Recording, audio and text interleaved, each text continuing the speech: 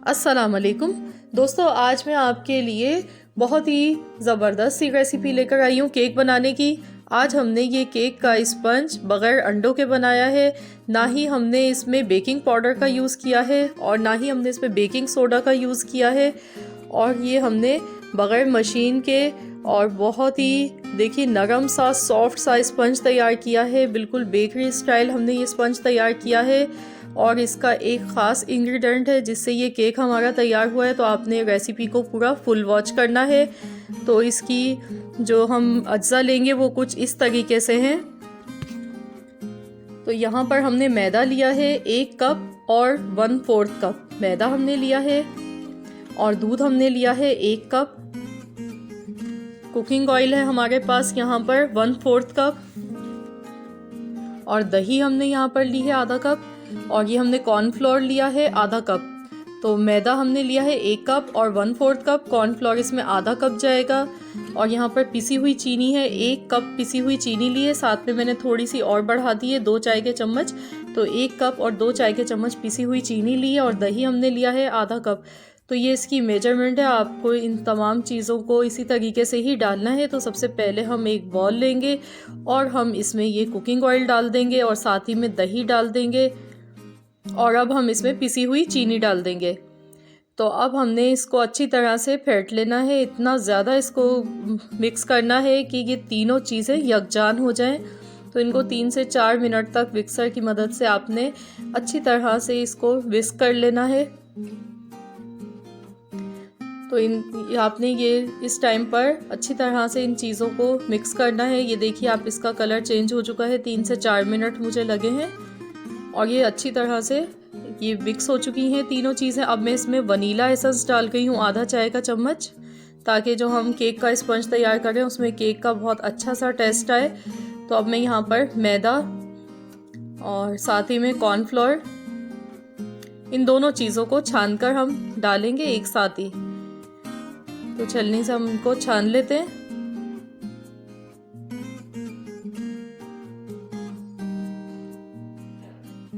ये देखिए मैंने छान लिया है यहाँ पर इन दोनों चीज़ों को।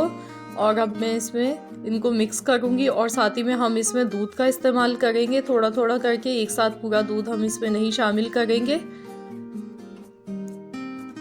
तो फ्रेंड्स, आप जब भी ये केक बनाने लगें तो आप पहले से ही केक का जो मोल्ड होता है उसको आप ग्रीस करके बटर पेपर लगाकर रख लें। और मैंने साथ ही में मैं इसको आज पतीली में बेक कर रही हूँ, तो मैंने पतीली को भी प्री हीट होने के लिए चढ़ा दिया है गैस पर। उसमें मैंने लोहे का एक स्टैंड रखा है, उसको हमने प्री हीट होने के लिए रख दिया है। तो ये 2 काम आपने पहले ही कर लेने हैं, क्योंकि हम जब भी केक का ये बनाते हैं बैटर तो हमें इसको स्टे नहीं देना होता है ज़्यादा, वरना केक का जो स्पंज होता है वो बैठ जाता है। अब मैं आपको इसका इंग्रेडिएंट बताती हूँ। जो मैंने कहा था ख़ास इंग्रेडिएंट है वो है इनो। तो हम इनो इसमें इस्तेमाल करेंगे 1 टीस्पून। और जैसे ही हम इनो डालेंगे तो ये फ़ौरन से फूल जाएगा। थोड़ा सा हम इसमें बाकी का बचा हुआ दूध डाल देंगे, तो पूरा 1 कप दूध का इसमें यूज़ हुआ है। और अब हम इसको जल्दी जल्दी मिक्स कर देंगे स्पैचुला की मदद से। आपने जल्दी जल्दी तेज़ी से इसको मिक्स कर लेना है अच्छी तरह से, ताकि ये दूध और इनो पूरे बैटर में हमारे यकजान होकर अच्छी तरह से ये मिक्स हो जाए। तो देखिए मैंने यहाँ पर इसको अच्छी तरह से मिक्स कर लिया है और आप इसकी कंसिस्टेंसी भी देख सकते हैं। और ये हमारा बैटर बनकर तैयार हो चुका है। तो अब हमने देखिए यहाँ पे मोड़ लिया है, इसमें मैंने बटर पेपर लगाया, इसको ऑयल से ग्रीस कर लिया है। मैंने इसके किनारों पर भी लगाया है ताकि केक हमारा आसानी से बाहर आ सके बेक होने के बाद।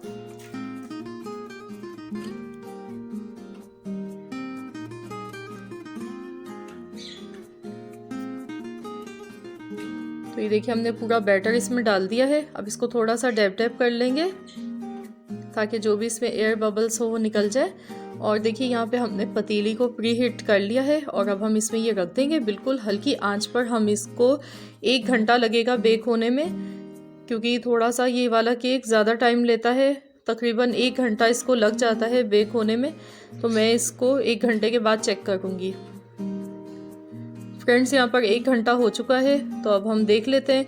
ये देखिए साइडों से आपको दिख रहा है कि केक ने छोड़ दिया है बटर पेपर को, और इसका कलर आप देखिए साइडों से गोल्डन सा आ चुका है, और स्टिक भी हमारी बिल्कुल खुश्क आई है। इसका मतलब है केक जो है हमारा वो बेक हो चुका है। तो अब हम इसे निकाल लेते हैं और ठंडा होने देते हैं। यहाँ पर देखिए हमारा केक ठंडा हो चुका है, तो मैं अब आपके सामने ही इसे डीमोल्ड करूँगी। ये देखिए कितनी आसानी से ही निकल कर आ गया है, और कलर देखिए कितना प्यारा सा गोल्डन सा इस केक का बना है। अब मैं इसका बटर पेपर हटा देती हूँ।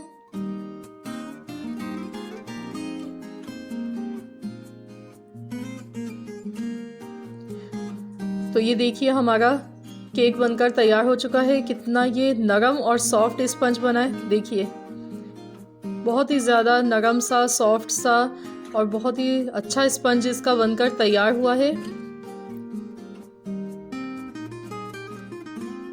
तो अब हम इस पर थोड़ी सी हम इसको डेकोरेट इसको कर देते हैं ऊपर से चॉकलेट के साथ। तो देखिए मैंने इसको थोड़ा सा डेकोरेट करने के लिए चॉकलेट लगा दी है।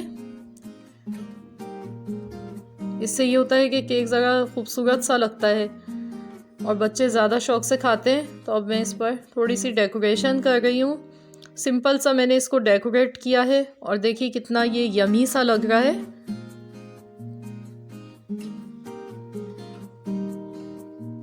तो फ्रेंड्स, अगर आप मेरे चैनल पर नए हैं, आपने अब तक मेरे चैनल को सब्सक्राइब नहीं किया है, तो मेरी आपसे रिक्वेस्ट है कि आप मेरे चैनल को सब्सक्राइब कर लीजिए। ये देखिए हमारा केक, कितना ज़बरदस्त केक हमारा ये बना है। आप लुक्स इसकी देख सकते हैं, कितना ये डिलीशियस लग रहा है। तो चलिए अब हम आपको काट कर दिखाते हैं इस केक को। ये देखिए कितना नरम और कितना सॉफ्ट सा ये केक बना है। हमने इसमें कोई सिरप का भी यूज़ नहीं किया है इसको सॉफ्ट करने के लिए। डायरेक्ट हमने ऐसे ही इस पर टॉपिंग कर दी है चॉकलेट से। तो ये देखिए माशाल्लाह कितना ज़बरदस्त स्पंज बना है हमारा। तो फ्रेंड्स, आप इस केक को बर्थडे पार्टी पर भी आप इसको बना सकते हैं। बहुत ही आसान है और बहुत टेस्टी, बहुत ही नरम सॉफ्ट मज़े का केक ये बना है। ये देखिए कितना यमी सा ये केक बना है। आई होप कि आपको हमारी ये रेसिपी पसंद आई होगी। रेसिपी अच्छी लगी है तो वीडियो को लाइक कीजिए, और आप इस केक को ट्राई कीजिए बनाकर, और अपना फीडबैक मुझे दीजिए कि आपको कैसी लगी ये रेसिपी। तो फ्रेंड्स, मिलते हैं इंशाअल्लाह ताला बहुत जल्द एक और नई रेसिपी के साथ। तो जब तक के लिए अल्लाह हाफिज़।